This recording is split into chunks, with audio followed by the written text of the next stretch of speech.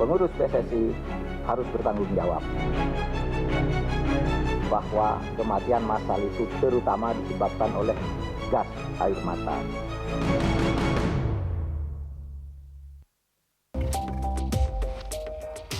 Investigasi TGIPF telah usai dan rekomendasi mereka pun telah diberikan ke Presiden siang tadi. Dalam rekomendasi TGIPF, PSSI harus bertanggung jawab atas tragedi berdarah Kanjuruhan berikut lembaga lain yang terkait.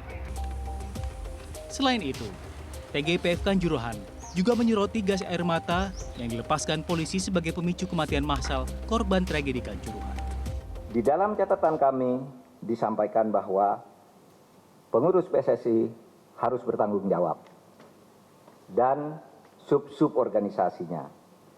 Bertanggung jawab itu pertama berdasar pada aturan-aturan resmi, yang kedua berdasar moral, tetapi apapun hasil pemeriksaan dari BIN itu tidak bisa mengoreng kesimpulan bahwa kematian massal itu terutama disebabkan oleh gas air mata. TGIPF juga menyoroti adanya saling lempar tanggung jawab antara PSSI, kepolisian, hingga panitia pelaksana Liga 1. Merespon hal itu, Mahfud MD meminta seluruh lembaga tak berlindung di dalam aturan mereka masing-masing. Pemirsa, tim gabungan independen pencari fakta baru saja memberikan hasil investigasi dan rekomendasi kepada Presiden Joko Widodo. Dan untuk membahas terkait hal tersebut sudah bergabung bersama kami di studio Semanggi Pak Akmal Mariali, anggota TGIPF, dan juga ada Pak Yusuf Wasim, anggota Kompolnas. Terima kasih Bapak-Bapak sudah menyempatkan waktu sore hari Anda di sini. Namun sebelum kita lanjutkan dialog, pemirsa, kita akan simak terlebih dulu pernyataan dari Ketua TGIPF Mahfud MD berikut ini. Di dalam catatan kami disampaikan bahwa pengurus PSSI harus bertanggung jawab dan sub-sub organisasinya. Bertanggung jawab itu pertama berdasar pada aturan-aturan resmi, yang kedua berdasar moral, tetapi apapun hasil pemeriksaan dari BIN itu tidak bisa mengoreng kesimpulan bahwa kematian massal itu terutama disebabkan oleh gas air mata. Ya, berikut pernyataan dari Pak Mahfud MD begitu. Pak Akmal, kita langsung saja ke Pak Akmal. Apa rekomendasi yang sudah diberikan oleh TGIPF ini sudah komprehensif begitu? Ya, ini kan kesalahan kolektif, dosa berjamaah. Itu kesepakatan kita bersama-sama. Artinya semua pihak yang terlibat dalam kasus ini harus bertanggung jawab atas kejadian tragedi Kanjuruhan. Yang paling penting adalah bahwa ada prinsip nyawa masyarakat adalah yang utama. Ini yang kemudian harus dijadikan prinsip dalam menangani kasus ini. Mereka yang terlibat kasus, misalnya ada pidananya masuk ke ranah pidana. Kemudian ada yang masuk kode etik, ranah kode etik. Kemudian misalnya di lingkup football family, kalau ada hukum-hukum terkait football family dihukum di football family. Tapi semuanya harus bersepakat bahwa tragedi ini adalah tragedi kemanusiaan yang sangat memprihatinkan ya di lapangan sepak bola. Karena itu yang paling penting adalah bagaimana ke depan kasus seperti ini tidak terjadi lagi, khususnya di sepak bola ya. Bagaimana sepak bola kita harus buka lembaran baru yang berperadaban. Oke, Anda menyebut tadi ini adalah kesalahan kolektif. Yep. Dengan kata lain, semua pihak yang terlibat di dalam penyelenggaraan agenda pertandingan 1 Oktober 2022 lalu itu adalah semua masing-masing punya peran dan bertanggung jawab atas hal ini. Betul, PSSI, LIB, klubnya, panitia pelaksananya, termasuk juga supporternya, dan juga termasuk polisi yang mengamankan gitu. Mereka semua terlibat dalam kasus yang terjadi yang mengorbankan 132 orang meninggal dunia.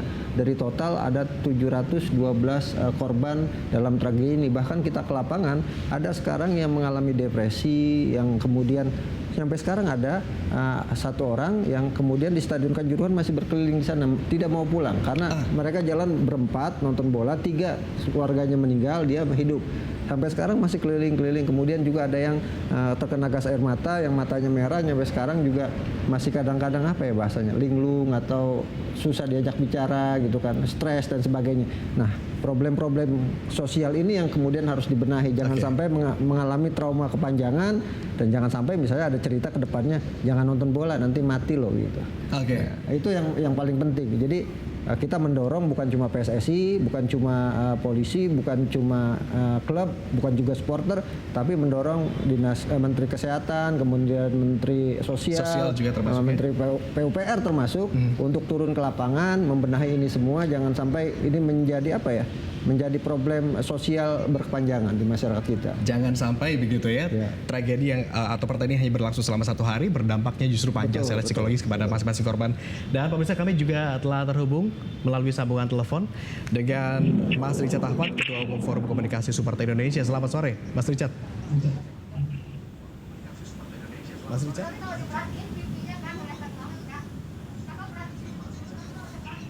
Mas Richard, terima kasih sudah bergabung bersama kami di Berita Sabtu Sore. Kita ke Pak Yusuf terlebih dulu. Pak Yusuf, ini salah satu poin yang disampaikan oleh TGIPF, begitu, ada yang menyebutkan bahwa polisi masih minim untuk sosialisasi begitu, dan termasuk juga pelatihan untuk menangani fans sepak bola di tanah air saat mengawal jalannya pertandingan. Apakah ini juga menjadi catatan khusus bahwa ternyata perlu dilakukan pelatihan khusus?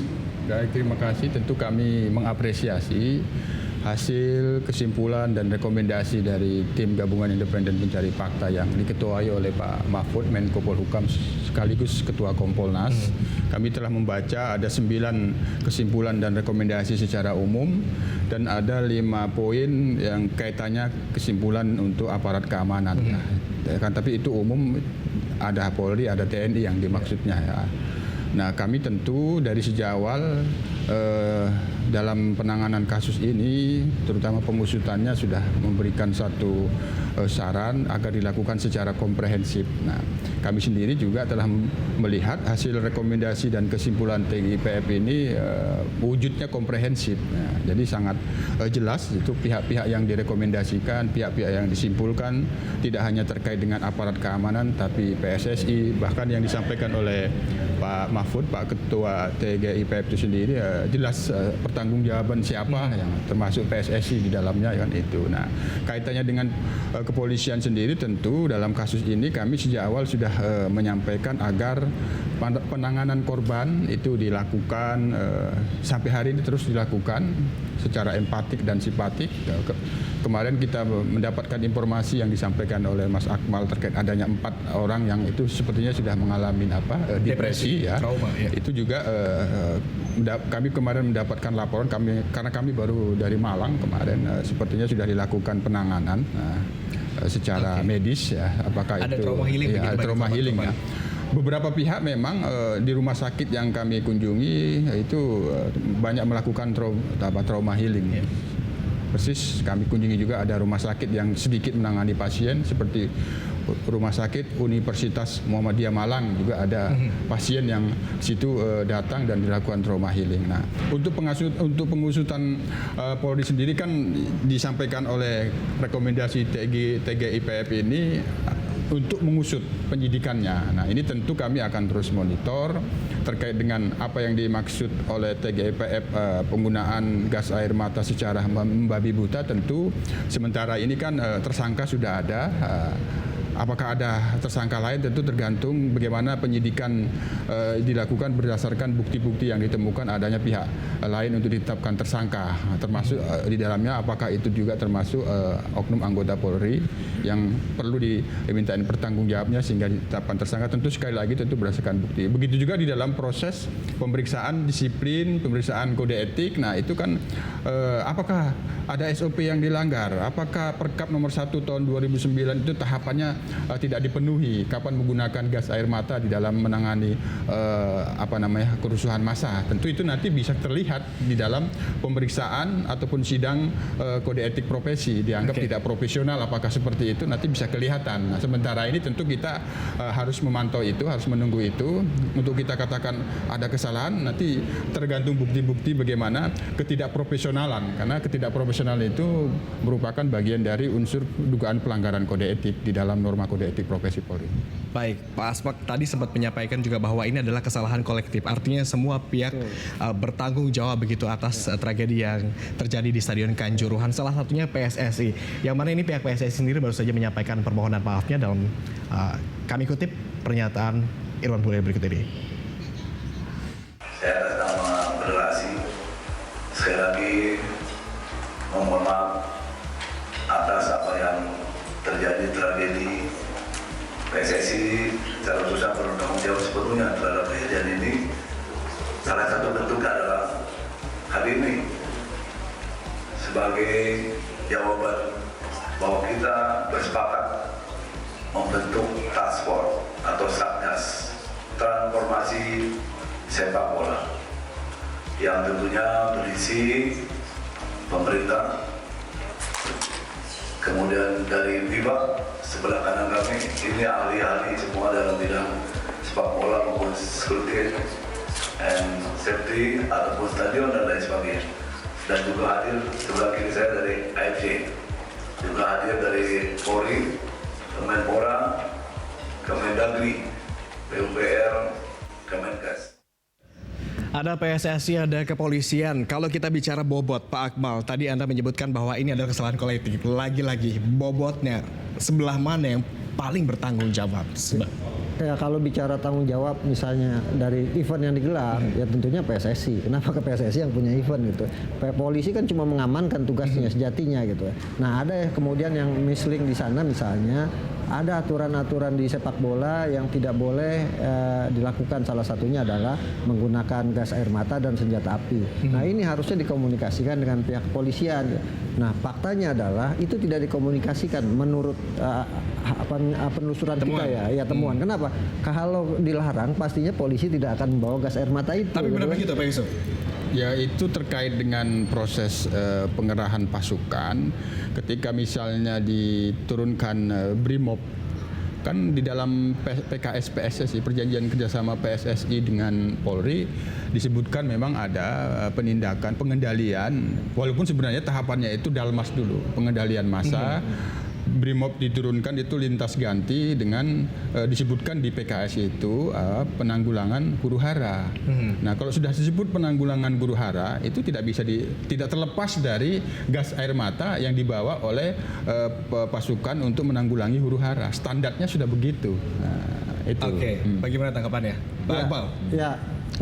Polisi tidak salah, polisi punya protap gitu. Polisi punya protap, kemudian PSSI punya juga aturan. Aturannya kan dalam FIFA Safety and Security Stadium. Ini aturan yang dibuat oleh FIFA. Kalau kita nonton sepak bola dunia misalnya di Liga Inggris dan sebagainya, polisi itu berada di garda ring ketiga dalam penanganan sepak bola. Lebih banyak di dalam itu steward gitu kan. Nah, steward atau outsourcing yang diberdayakan sebagai pengamanan lapangan. Kenapa? Karena orang nonton bola itu sejatinya mau nonton hiburan. Nah, kalau kemudian pengawalannya dengan polisi gitu kan di dalam, orang kan sudah mulai terintimidasi, ada senjata di bawah, ada ini. Nah, karena itu ke depan ini perlu sekali dilakukan sinkronisasi antara aturan kepolisian dengan aturan sepak bola, sehingga kemudian ke depan aturan ini menjadi sebuah buku yang bisa digunakan atau kitab suci yang bisa digunakan dalam penanganan bukan cuma olahraga ya, tapi bukan cuma sepak bola tapi olahraga yang lainnya juga. Nah, ini yang penting menurut saya ke depannya yang harus dilakukan. Jadi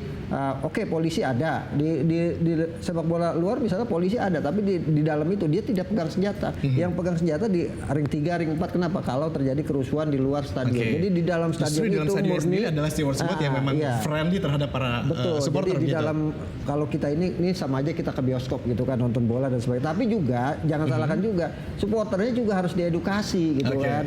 Bagaimana kemudian supporternya masuk ke lapangan tidak bawa benda-benda tajam, tidak bawa korek api, tidak boleh bawa kembang api. Nah, ini juga harus diatur. Kalau supporternya nggak bisa diatur ya kasihan juga polisinya. Baik, gitu. Pak Yusuf. Anda sepakat? Ya, sedikit saja Pak Yusuf. Transformasi sepak bola sekarang ini kan jadi momentum ini, tentu tradisi sepak bola kita juga seperti apa? Apakah tradisi dalam pertandingan sepak bola kita itu memang tidak terpisahkan dari aparat keamanan, kepolisian dan TNI dalam pengamanannya? Itu dulu. Nah, agar transformasinya tepat gitu. Apakah dalam pertandingan sepak bola, aturan sepak bola itu menghendaki ada kepolisian, ada TNI di dalam stadion, di dalam lapangan, atau memang ada pengamanan tersendiri yang harus distandarisasi? Itu harus kita transformasi. Tapi sekali lagi tentu kita harus kembali kepada bagaimana tradisi sepak bola Indonesia. Apakah pertandingan antar kampung misalnya yang kita sudah lihat di situ pengamanannya tetap ada polisi, tetap ada TNI. Nah, cuman bagaimana standarnya, barangkali inilah yang dimaksud oleh TGIPF yang disampaikan oleh Pak Mahfud. PSSI di dalam hal ini bagaimana FIFA mengatur itu kan menjadi hukum sepak bola. Baik, baik. Itu Terima yang kasih. Saya kira diturunkan. kita sama-sama sepakat bahwa memang mudah-mudahan ke depannya penyelenggaraan ajang olahraga ini bisa berjalan dengan baik, tentunya dengan penjagaan sesuai dengan SOP yang sinkron antara aturan dari FIFA kemudian juga dari kepolisian. Terima kasih Pak Akmal atas waktunya. Terima kasih Pak Yusuf atas waktunya.